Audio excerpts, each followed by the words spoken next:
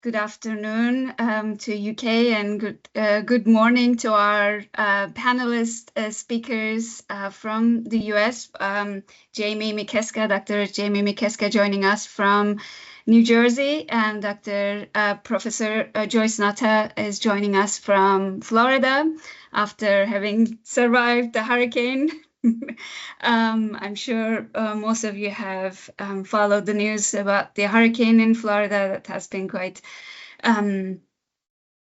difficult for the area. We are grateful that both of our speakers could be here. So I'm going to kick off the webinar this afternoon with a few insights. But I will start with a few housekeeping rules. So this is really a webinar that is intended to raise questions more so than really address questions and find absolute answers to an area of research that is evolving, that is in flux and really dynamically shaping as we speak. We all know the artificial intelligence space and how this is impacting our teacher education work and research. So we will raise a lot of questions, and we will share experiences, research, and experiential experiences. But this sharing will not happen in a monologue style. It will be a dialogue with you all. And sometimes webinar formats are not always conducive to having a dialogue, having an interaction, but we will we really welcome your questions, and we welcome you sharing any type of experiences you may have had in this area.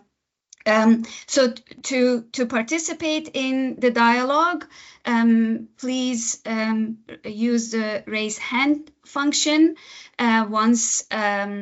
Once we see the hand, I think it will be numbered, so we will get to you in order. And please unmute your line and turn on your camera so everyone can see the speaker. We will be spotlighting everyone, and so we can all see who is in the room in our community of practice, virtual community of practice this afternoon. So if you feel that you do not or cannot, you don't want to or cannot participate with the microphone and video as a last resort, please you can use the good old chat function. We will do our best to voice your question and your experience as best as we can, but we really encourage everyone to come online and share your experience and question by giving voice to your own insight.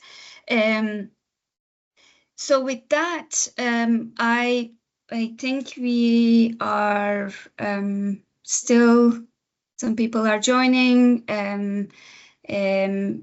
We'll go ahead, and I'm going to perhaps reintroduce myself. If it's not clear, Sultan Türkan, from a senior lecturer in bilingual education from Queen's University, Belfast.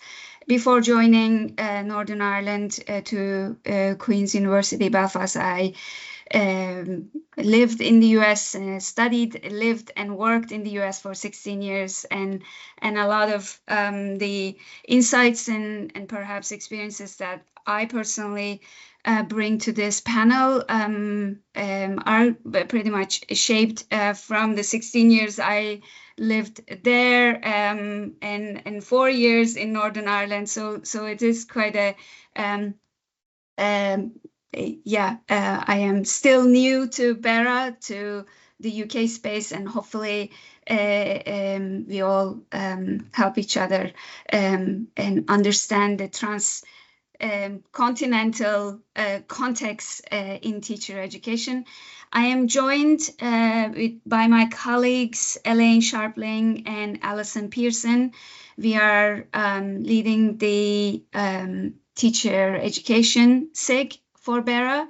Elaine and Alison, if you would like to say hello and introduce yourselves. Hi, so I'm Alison. I'm the BERA SIG convener for England. Currently joining from a very grey Devon today, but I think it's stopped raining for once. It seems to have been endless. Not like our colleagues in the States. So.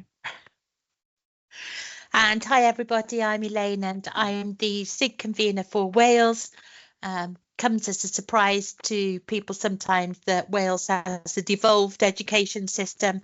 So Wales isn't England or Scotland or Northern Ireland, and means we're in the realm of weather updates. It's not raining, which is a terrific bonus for Wales. Yes, it rains all the time in Northern Ireland. So yes, so devolved education system is an interesting insight that I have come to experience after coming to Northern Ireland. Yeah, and that will be perhaps new to our speakers from the US. And Garvin from BERA will be facilitating our conversation, our dialogue this afternoon. So hopefully, thank you, Garvin. And if you want to say hi, so without then further ado, I am going to open our webinar and share a few insights with the purpose to frame our dialogue and can everyone see my screen? Yes. Yes, perfect.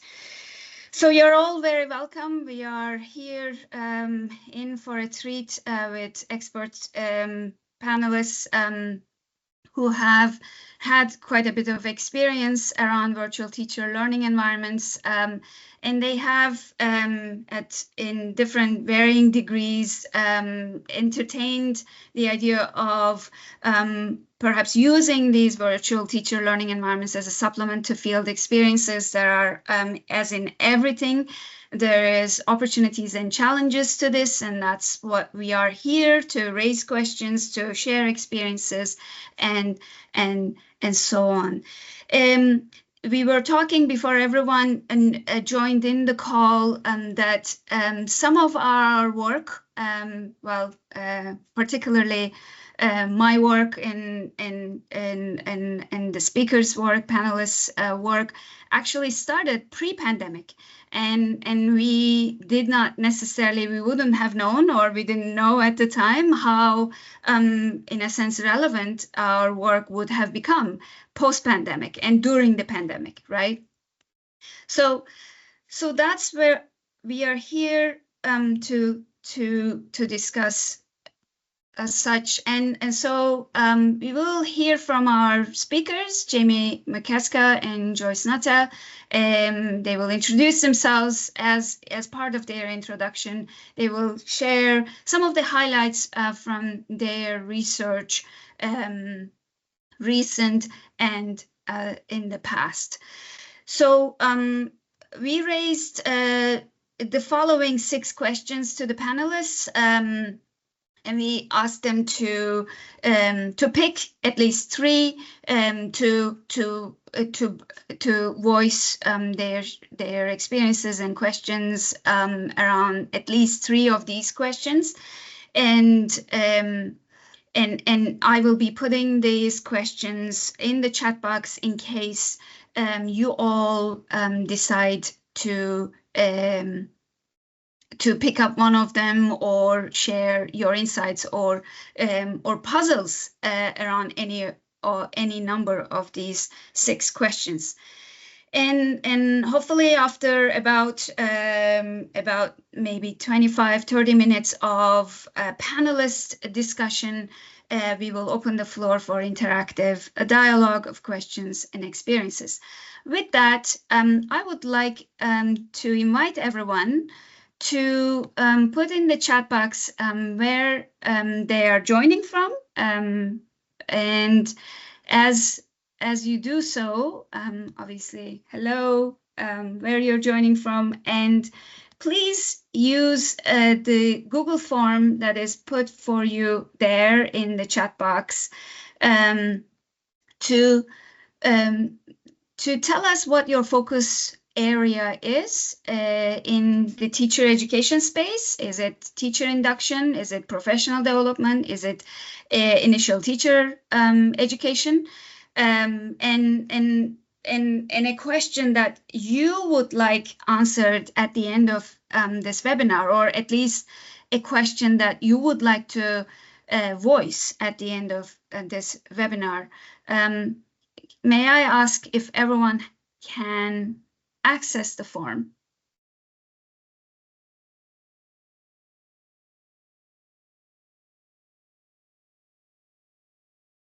Okay, I'll assume that's the case. So what's the reason for this webinar? Why are we together this afternoon, right? Well, one of the reasons is that, well, we know from our work that initial teacher education really plays a big part in the development of teacher trainees, and student teaching and field experiences really form a significant part of that initial teacher education journey. And that ITE, the ITE initial teacher education level obviously opens the door to further learning and professional development experiences later on. We have seen, especially during the pandemic, we have seen that teacher educators, but we can say pre-pandemic as well as post-pandemic teacher educators have faced challenges in placing their pre-service teachers in field experiences that actually mimic real classrooms, inclusive of possible instructional scenarios as well as vulnerable student groups, right? Meaning in my work, you know, English language learners and bilingual, emerging bilinguals, and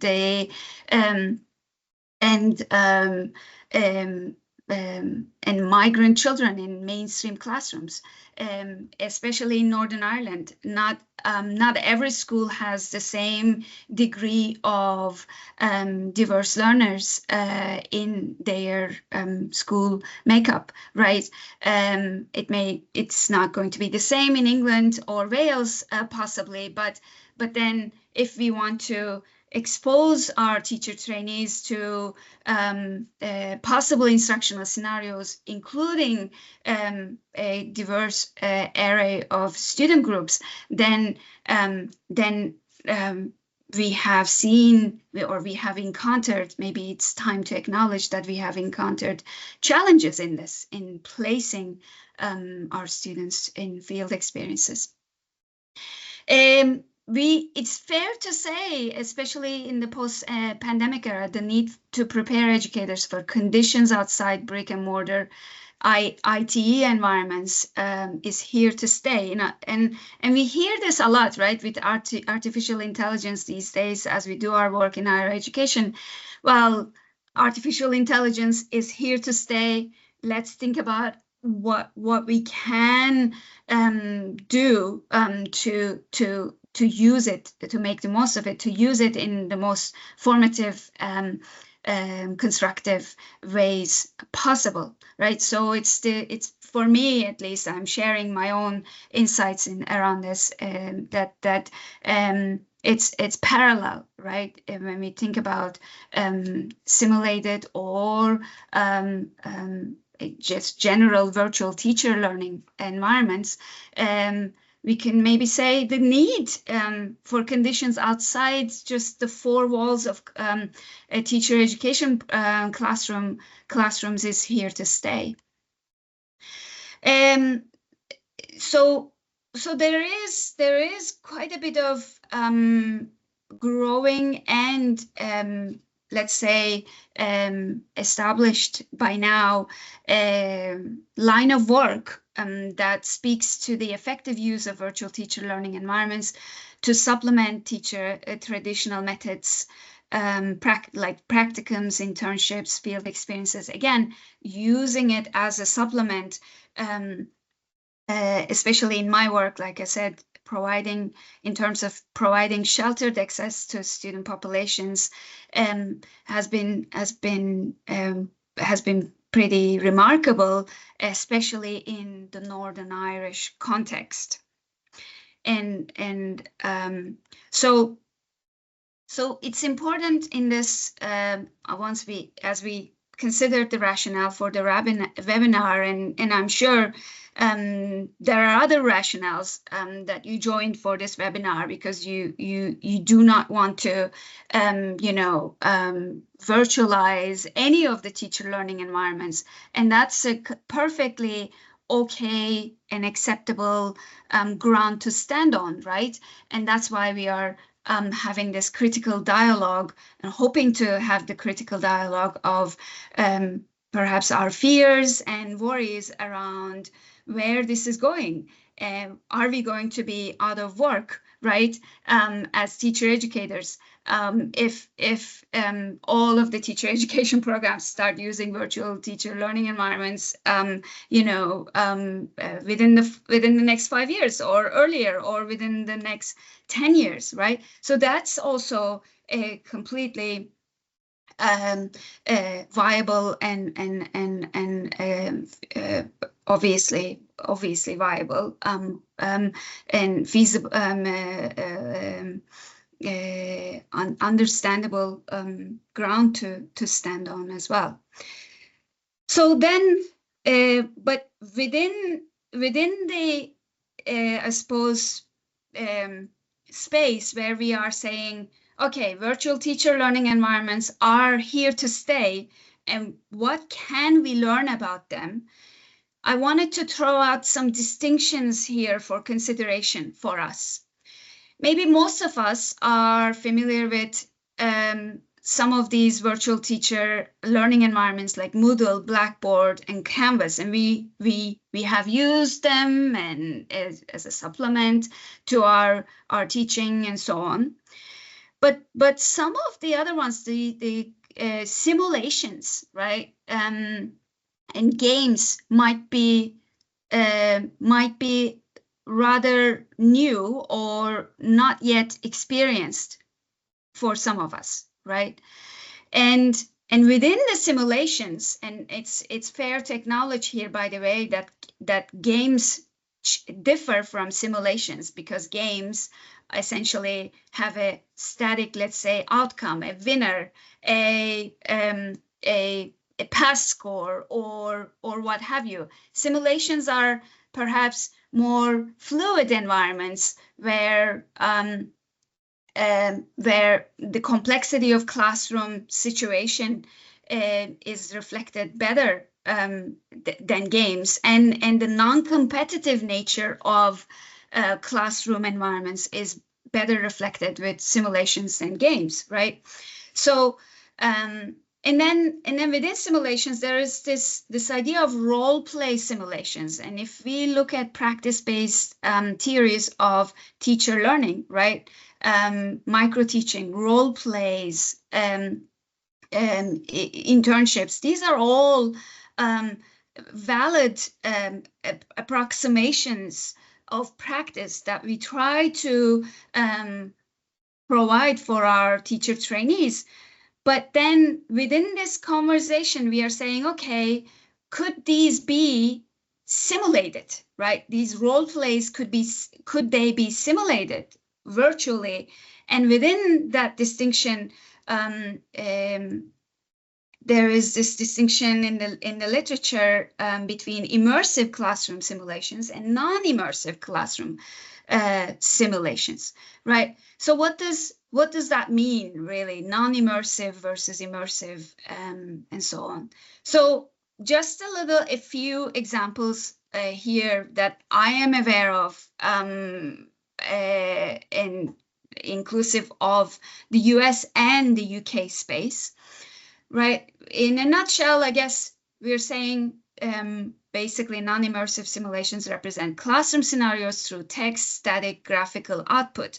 And some examples are listed here, and the authors cited have done work in these listed examples: ClassSim, the Cook District School, SimSchool, and so on. Immersive simulations, on the other hand, are designed with visual representations of realistic classroom events, and avatars are often used to represent students and teachers. Examples of such are like the likes of Second Life, the virtual Prax classroom simulation, Teach Live, and the commercial partner Mersion. Right, so this then brings me to our guest speakers, Dr. Joyce Natta and Dr. Jamie McKeska. The three of us have worked with Teach Live and Mersion in different capacities. I have worked with Teach Live as a researcher and provided it just a classroom task for teacher trainees to interact with through Teach Live, and then basically did survey and interview analyses around that, as well as videotaped teaching practice analysis, right? And I'm sure Dr. Jamie McKeska and Joyce Natta will introduce themselves. When they introduce themselves, will refer to Teach Live and Mersion. And at this moment, then I'm going to hand it over to whoever would like to start from our panelists. We didn't establish an order. If Jamie, you would like to go first, or Joyce, you would like to go first, please go ahead. In the meantime, I'm going to put the questions that we raised to our panelists to the chat box. And you will see which questions they picked, they preferred to voice their experiences and insights from their research. I'm going to put it here. Sorry. Yep. There is no 7, by the way, just automatic bullet point there. Yeah. Who would like to start us I'm happy to jump in, Joyce, unless you're...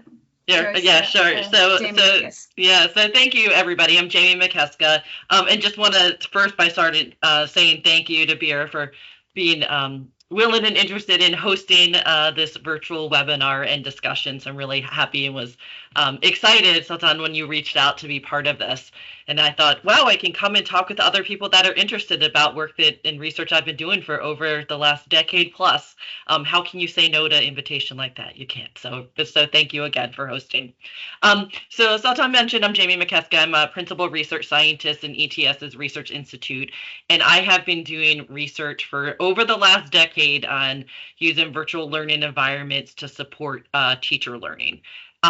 So Tom, when you had asked, I think you wanted us to start about some of the highlights from our research we'd like to share to just get us started. And I thought before I share some of kind of the highlights or the main takeaways from our research, it'd be helpful to share with the group a little bit about the context for the research and the space I've been working in, but can go into more depth about any of this if it's, of interest or helpful for folks. So a little bit about the work I've been doing. So one of the things I want to start off by saying is that the research I've been doing has really been a true collaboration with many different partners across the last decade. Most of the work that we've been doing has been in the pre-service teacher preparation space, although more recently we've been working with in-service teachers as well. But most of what I'll talk about and share today is in the pre-service teacher context. And that collaboration has really happened with teacher educators who are mainly university professors all across the United States, and about, I think, 30, we've worked with over 30 different teacher educators as they have integrated and used what we call digital teaching simulations, but you can, right, it's the part of the, everybody has, I guess, their kind of different term that they use, these digital teaching simulations into methods courses for pre-service teachers. And the space that we work in has been focused on math and science. So it's helping to support both elementary as well as secondary pre-service teachers in those two content areas. Learn how to engage in one particular teaching practice. And that teaching practice that's been the focus of the majority of our research is helping teachers learn how to facilitate discussions that engage students in argumentation, which is right across cutting practice across both of those content areas. It's also a practice of being able to facilitate argumentation focused discussions that no matter where you are on your learning trajectory as a teacher, whether you're just starting out as a pre-service teacher or you're mid-career or even more experienced in-service teacher, it's a pretty difficult practice to be able to engage in really well, right, in productive ways with students. So it's also what you might consider an ambitious teaching practice. So that's part of the reason that we selected that, and that's been a focus for our research for the last 10 plus years. So as I mentioned, collaboration with multiple partners, not just with teacher educators all across the United States, but also with key partners that have helped to develop what you had mentioned before, these like scenarios or what we call performance-based tasks. So some of our partners have been, our most recent grant is a collaboration across 5 different institutions, including ETS, MIT, Towson University, University of North Carolina at Chapel Hill, and Indiana University. So I just want to give a shout out to all of our colleagues that have been, working with us very closely. And what we've done, just to give you a context, when I say performance-based task or scenario, what I really mean there is, for us, that's just a document. It's a written document that basically is designed to help teachers who are about to engage with and interact with the student avatars in that virtual learning environment. It tells them a little bit about what to expect and what their goal is. So for us, in the context of facilitating argumentation-focused discussions, it tells the teachers a little bit, what is the student learning goal for this discussion on a math or science topic that you're about to facilitate with the 5, upper elementary student avatars in Immersion's virtual learning environment? What actually, what are some of those 5 student avatars' previous experiences and knowledge on that math or science topic? What did they do in either the lesson leading up to or the last few days in their classroom right before the discussion? What are some of the students' initial ideas, right? Just like if you were in a classroom with real students, you would have access to, you would know what the goal is for your discussion you're about to facilitate.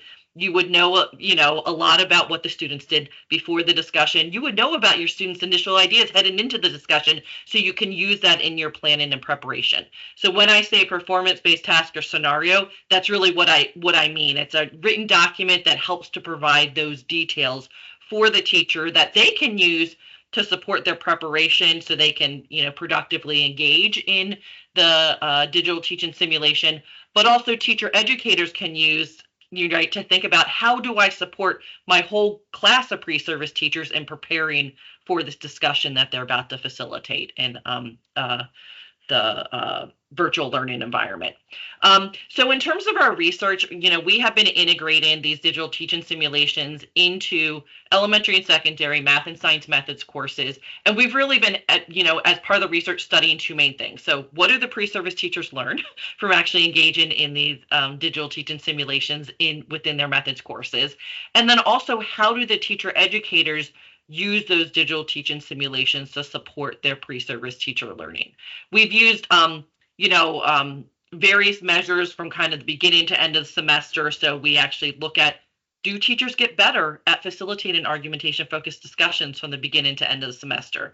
Are there any potential changes in teachers' understanding of argumentation or their beliefs about their preparedness to teach, right? And their beliefs about instruction, math and science instruction. We also investigate, how the teacher educators integrate these digital teaching simulations into their courses. And we follow actually the teacher educators. We've zoomed into a bunch of classes that was actually helped the research during the pandemic because everybody was on Zoom. It was much easier to do observations when everybody's in Zoom versus when just some people are on Zoom and some people in person. But we actually observed what were the preparation activities that the teacher educators engaged their pre-service teachers in to get ready for the digital teaching simulation. And the work we've been doing, there's different ways to use a virtual learning environments, but we actually provided opportunities for every pre-service teacher on their own to go and facilitate a 20-minute discussion at multiple time points over the semester on a math or science topic in the simulated classroom. Each teacher gets a video based on their discussion they facilitated with the 5 student avatars.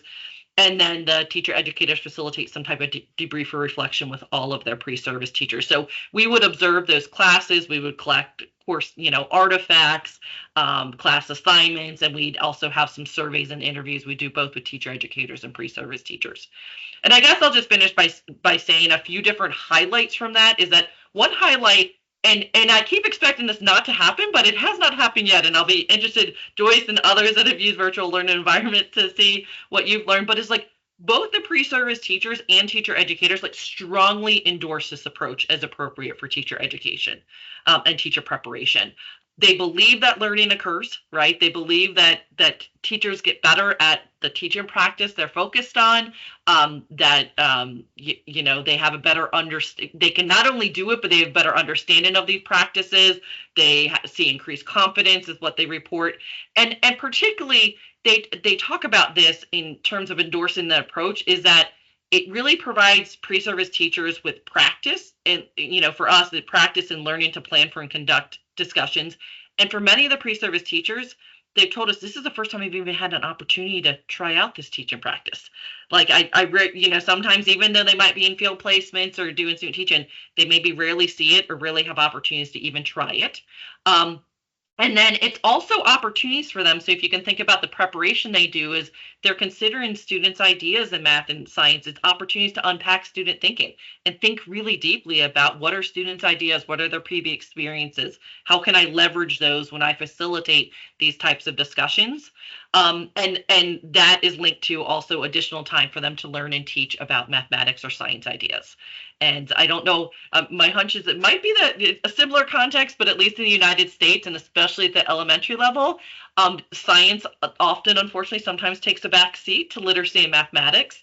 So for many of them, not only is it the first time facilitating a discussion, but it might be the first time they've even had opportunity to really engage in science instruction. And then two other highlights is that, I'll just say, and I'm happy to come back to that, but not only do they believe they learned, that we actually see empirical evidence that the pre-service teachers have learned. So, and we've seen this in two main ways that has been interesting for us. So one is there's definitely significant shifts in teachers' proficiency to facilitate these argumentation-focused discussions. So they get better at doing that from the beginning to end of semester, and they do it across multiple dimensions of that teaching practice. But we also see shifts in pre-service teachers' instructional beliefs and their preparedness to teach, which is really exciting for us to see. And then the last one I'll just leave us with is that one of the things we've come back to time and again across our research is this idea that it's not just the digital teaching simulation, but that supports teacher learning, but it's a digital teaching simulation really coupled with the opportunities that teachers have to prepare for and reflect on their engagement in the simulation that supports learning. So it's like that full instructional cycle, taken together, that really is, we think, an important mechanism that supports teacher learning, which definitely a point I see Joyce nodding, so probably similar things that she found and in her research as well. But I'll end there to give Joyce some time to introduce herself and some of her key takeaways, and looking forward to engaging in a discussion with folks. All right. Well, hello from sunny Orlando, Florida. It wasn't so sunny the last couple of weeks, and as Sultan said, I was a little afraid that we might not even have power to be able to participate today. So I'm very, very happy to be with all of you. And my name is Joyce Nuta. I'm a professor of multilingual education at the University of Central Florida in Orlando. And I wanted to tell you a little bit about how I got associated with Teach Live since moving to the University of Central Florida in 2007.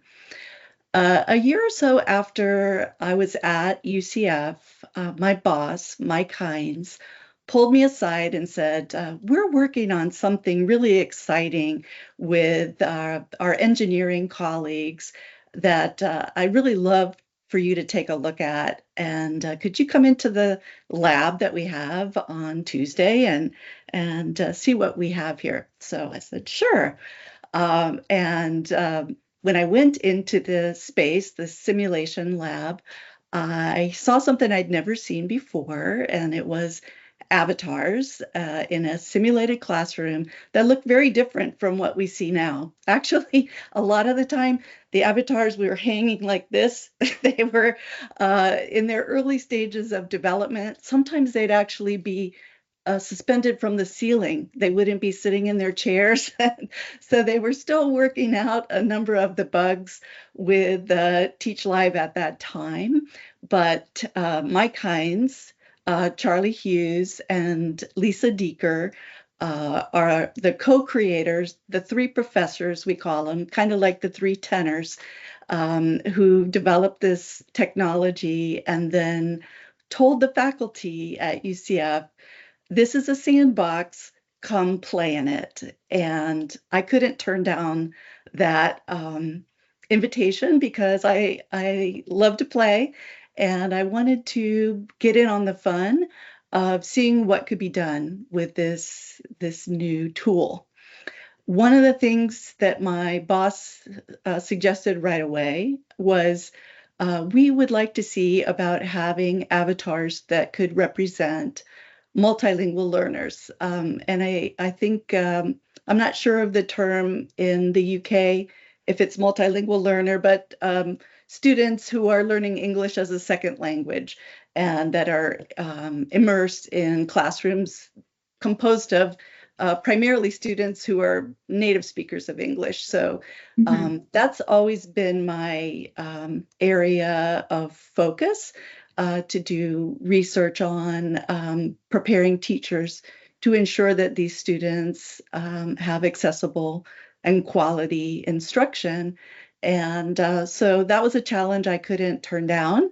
But he had quite a different idea of what that might be from what I was thinking.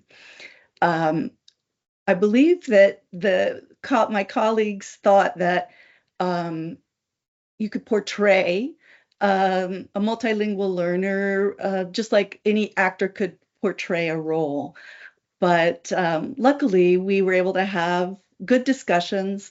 And I had, about a year or two before, collected a lot of language samples from a research project I did at a middle school. So I had about 40 multilingual learners at different levels of proficiency that I had recorded and had language samples of in writing as well. And so the Teach Live group very graciously agreed to work with me to develop 3 avatars that would represent a beginning multilingual learner, an intermediate, and an advanced multilingual learner.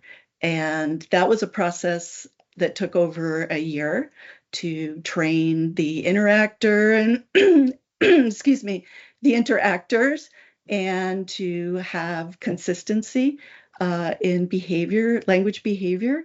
But the end product actually seemed very realistic. We tested it with a lot of experienced teachers, and they all felt that it seemed very much like students they had in their classrooms. So I have been concentrating on working with these avatars that represent multilingual learners and have doc students who've done a lot of research as well with these students.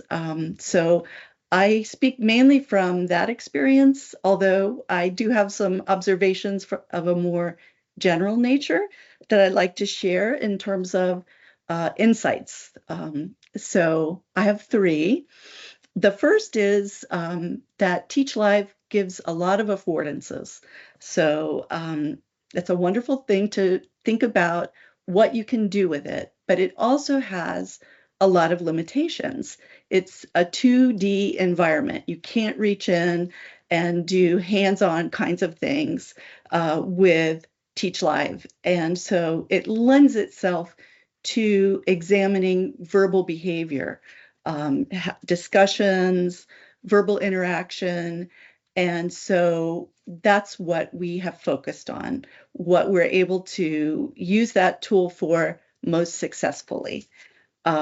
So that's my first point. My second is that we've learned that teacher candidates really don't reflect very much on or focus much on their own speech and discourse with their students. When they come into this process, this is sort of a new thing to think about. Well, how are you phrasing that? How are you enabling that student to show comprehension through their answer to your question, even if their proficiency in the language isn't strong?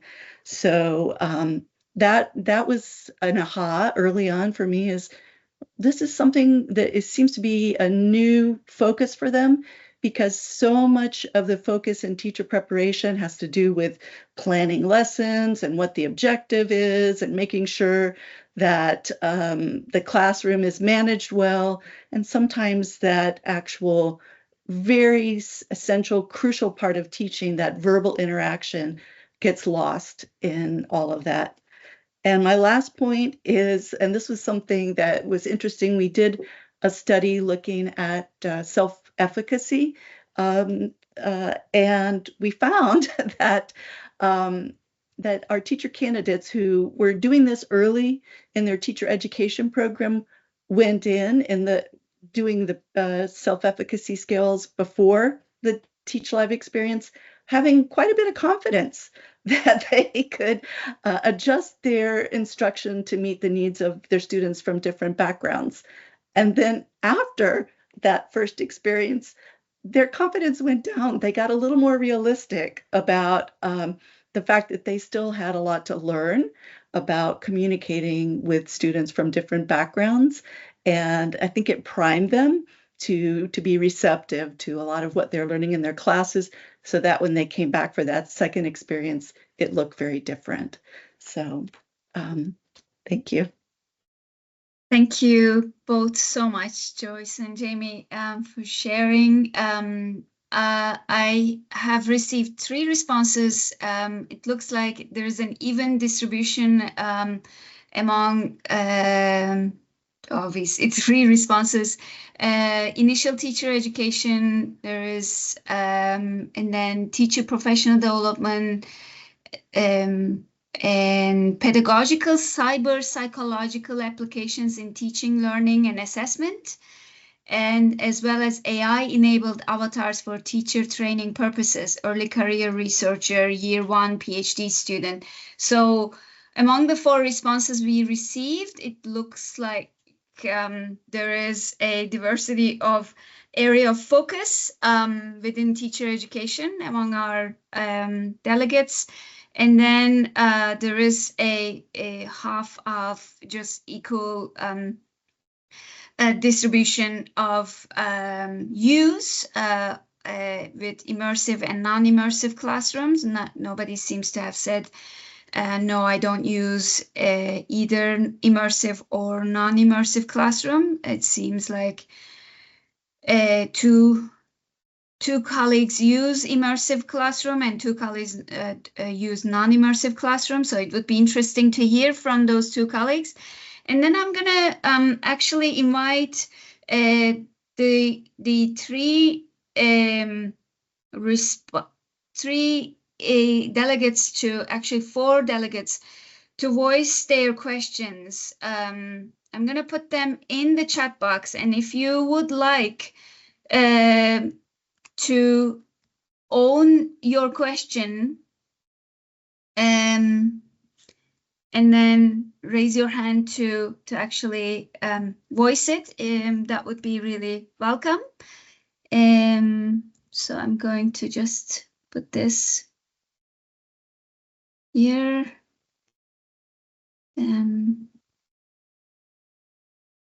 Seems like there is a question around. Okay, maybe this wasn't the most efficient use of time, but so starting with the question, the extent to which virtual teacher learning environments can support the development of a rich, complex conceptualization of teaching. So if any of our participants who raised this question would like to come on board.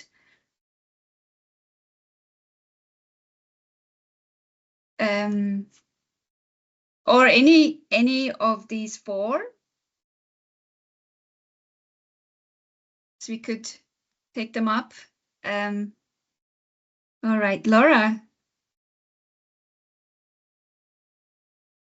Hi there. Hi everybody. Thanks for this. This has been amazing. I am that year 1 PhD student. I'm in my very early stages and just sort of finding research gaps in this area. So I am looking at AI enabled avatars for teacher training purposes for bilingual or multilingual students. And so quite cheekily, I'm just going to ask what are the areas of research that you feel the real need for in this area, or that you would be most excited about for future research?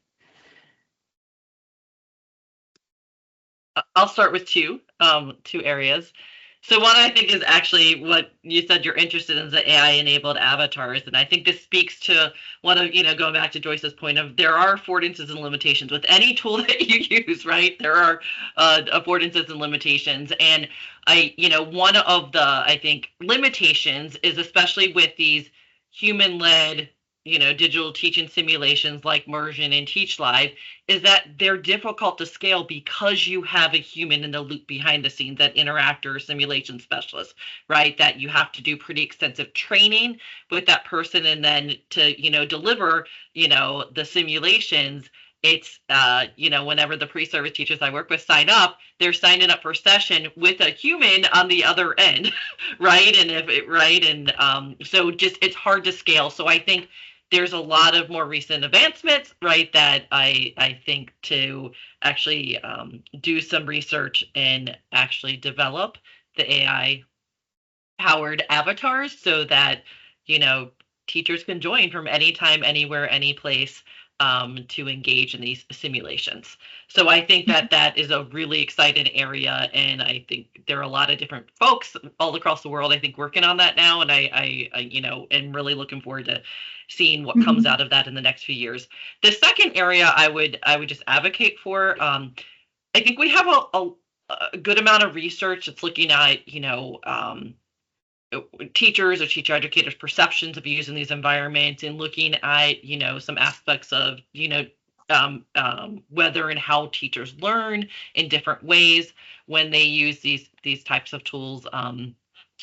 But I don't think we have as much research showing how do then teachers take what they're learning from these virtual learning environments and applying it to their work in real classrooms with real students. And so I really think that is another area where there's really a need for more in-depth research, right? Because it's great, right? Like we see with the teachers, they can do it and they're getting better in the virtual learning environments. But where it really matters is, right, we want to hopefully impact in a positive way teacher outcomes that then on down the line can positively impact student outcomes in real classrooms, not just student avatars. So those would be two places I would highlight. I would like to echo what Jamie said. She said it best. Those really would have been my two main areas as well. But I would like to add that I've been really interested in taking the research that I've been involved with into the realm of language teaching. We've been really focusing more on just accessible instruction for various subjects, and a lot focused on science in particular.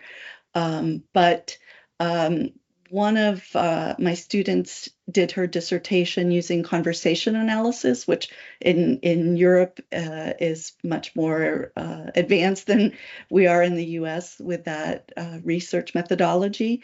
But I'd like to see more conversation analysis used to see how we could help develop proficiency for our multilingual learners in these exchanges. So that's a hope that I have, that we'll be able to continue that line of research at UCF. That's fantastic. Thank you so much for answering that question. To voice your question, lovely to have you here. And anybody else? Before maybe we take up some of the questions I put in the chat box, would like to raise their question. Okay. So maybe I'll let Joyce and Jamie pick which of these insights our panelists, our delegates have raised. I guess my answer to the first question is that through my work, the virtual teacher learning environment really allowed me to see the phases of learning to teach much better than maybe a standard teacher induction process or a teacher training field experience or internship experience. I could see how showing a video of a performance, and Jamie alluded to this, a performance based or scenario based task, how watching a recorded video of that can help elicit a lot of student teacher thinking and how they conceptualize teaching, and some of the sources of knowledge they draw on as they really decompose a practice. Here is the first phase of the teaching and the first episode that where the classroom discussion, if the focus is on classroom discussion, as Jamie said earlier, here's where the discussion kind of fell apart when the teacher didn't took up the student question or didn't restate the question, especially with the bilingual learners in the classroom, right? So I guess engaging the student teachers with that sort of decomposition of practice showed me, right, the virtual teacher learning environments can actually have a lot of affordances to walk the student teachers through decomposing practice, noticing what works, what doesn't work, right? Through the work of Van Sharon, the idea of noticing, and then also, okay, how do they then bring or internalize, approximate that good practice to their own practice, and how does that embody, right, within their own enactment. So those phases of decomposition, approximation of practice particularly have given me a lot of insight around what's really involved in learning to teach. I think the other thing I would just mention, building off of what you just shared there, is that the way we've talked about it in our research is this affordance of the semi-standardized nature of digital teaching simulations. And what we mean by that is that, when we develop these performance-based or scenario-based tasks, every teacher, whether it's me or anybody on this call, steps into the simulated classroom with 5 student avatars. They're starting from the same place, right? So in our mystery powder science discussion task, anytime any one of us would start and we'd ask Mina or Will, who are 2 of the student avatars, what do you think the mystery powder is? They'd start by saying flower and they'd have their evidence-based reasoning. But the way that 20-minute discussion might play out can be very different from teacher to teacher, depending on how the teacher engages with the student avatar around the content that's a focus of that discussion task, and the teaching moves and the prompts that are used or not used. And so that's what I mean by like semi-standardized, is that every teacher starts with the kind of similar teaching challenge, right? And but it can play out quite differently, which allows for, going back to the decomposition and different representations of practice, comparison across teachers to say, like, we all had the same teaching challenge. We were all aiming for addressing the same student learning goal in this 20-minute science or math discussion. Wow, we approach it from very different, right, perspectives and different approaches that we use. Let's compare, how did the students respond when we use this one approach versus this other? And then the other thing is you can go back and redo it. You can say start again, because there's student avatars. I want to try a different approach, right? Which allows for, I think, that unpacking or repacking and understanding of the complexity of teaching, depending on how it's used. And coming back to the point of, like, it depends who is in the classroom and who I'm interacting with, and sometimes I might be using the same strategy, but it's going to change, and so on. What I found is that in that sort of packing and unpacking student teachers' ideologies around who they deem to be, I guess their ideologies around students got revealed, right? I mean, I'm working in the bilingual education space, and you could see how some of the student teachers face their deficit perspectives of bilinguals and immigrant children in their classrooms. Oh, I thought that avatar is silent, and so I'm not supposed to do anything with that avatar, right? Like how they I suppose handle silence. It reveals a lot of their ideologies about the students. They thought, oh, well, that student cannot understand me, therefore is not going to participate in classroom discussion, and I'm therefore going to leave it alone, right? And so it's like, then it just opens a huge door for, again, your response, Jamie, to Laura around teacher-educator feedback, right? A space, both Joyce and Jamie's response to this idea of how teachers take up, the learning from the challenges they face in the virtual teacher learning environment. How do they transfer to their own practice? Same goes for student teachers.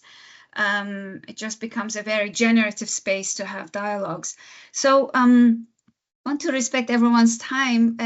Did any last minute maybe or two insights, Jamie, Joyce, around any of the other 3 questions?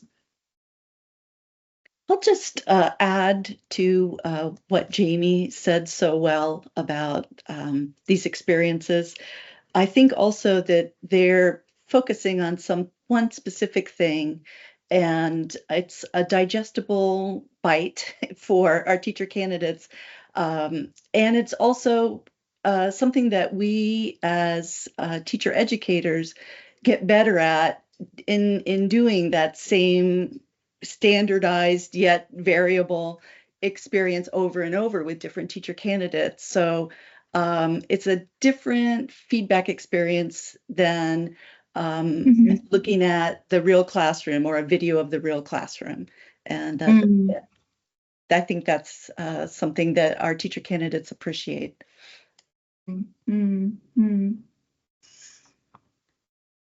Very good. Thank you so much. That's fantastic.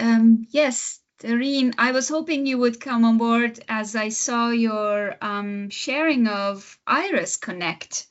Yes, over to you. You're muted, sorry. Sorry to say this. Thank you all for your contributions and this very interesting discussion. Yes, I was just curious about several things have been raised. I did put something up in the chat about Iris because certainly at UCL Institute of Education, this Iris software has been used by students to record themselves in classrooms and then to be able to play that back to themselves and indeed share with their mentors. Now, one of the things that kind of perhaps is a strand from what Joyce and Jamie, you have mentioned, is that idea about how we unpack that and deconstruct the practice, the action. And for me, I think the challenge is, and I'd like to put it forward and hear your views, the challenge is how do we theorize about practice? And thinking about how we work with new teacher educators, fresh out of classrooms, they are full of an alignment with practice. But the deconstruction of practice and the alignment to theories and to literature and to research is not so well formed or informed. And so, you know, I'm very interested in that mentoring process. That means that we invite the mentor to broker that relationship between, in your instance, the simulation activity, or for us, the video of their practice, to be able to not just relate back to a description, you did this, they did that, why do you think that happened, but actually begin to step away in that more critically reflexive way to, and theoretical way, to problematize the practice. And I just wondered, you know, what thoughts you had of that. Thank you, Doreen.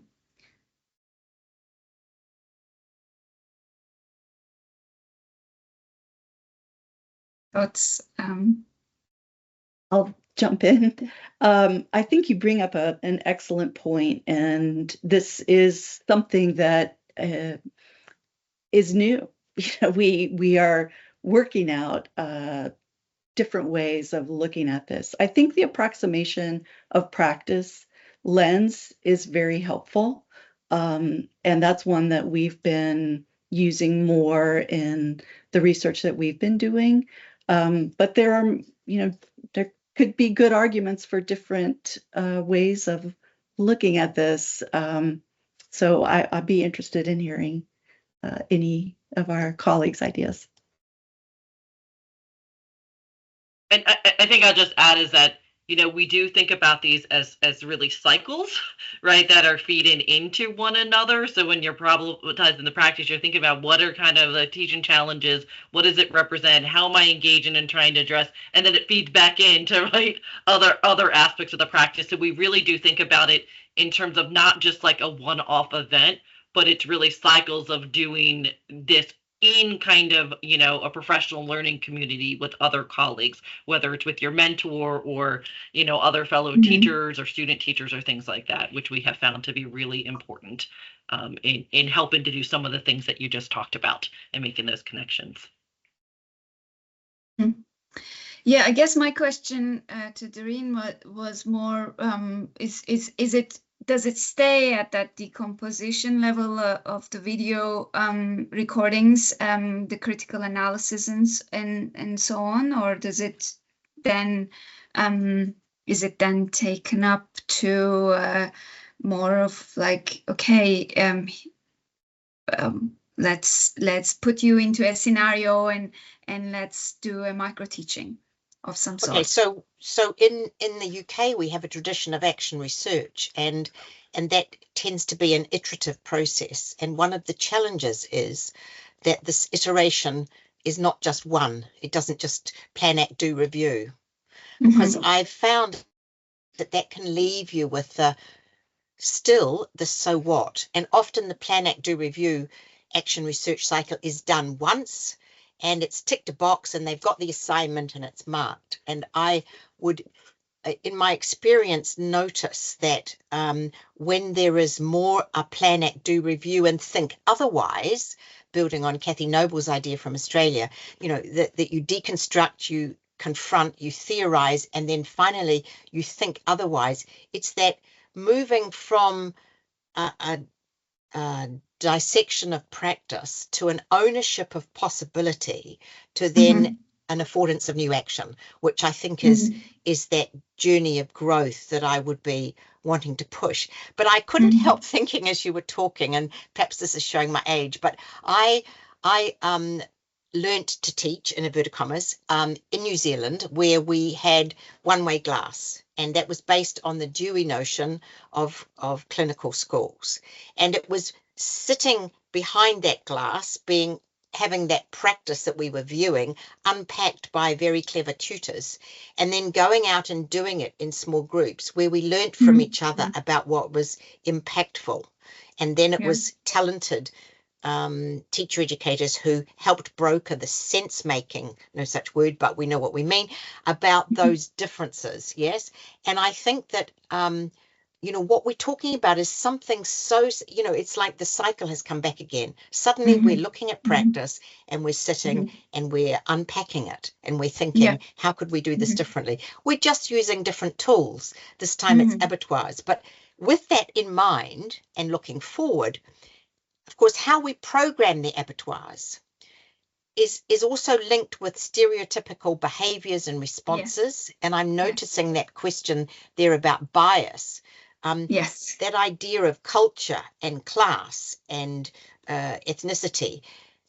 All of those biases and gender, of course. If all our programmers are men, then they remember their little boy phases. What about girls? What about the range of different types of girls? You know, how does that?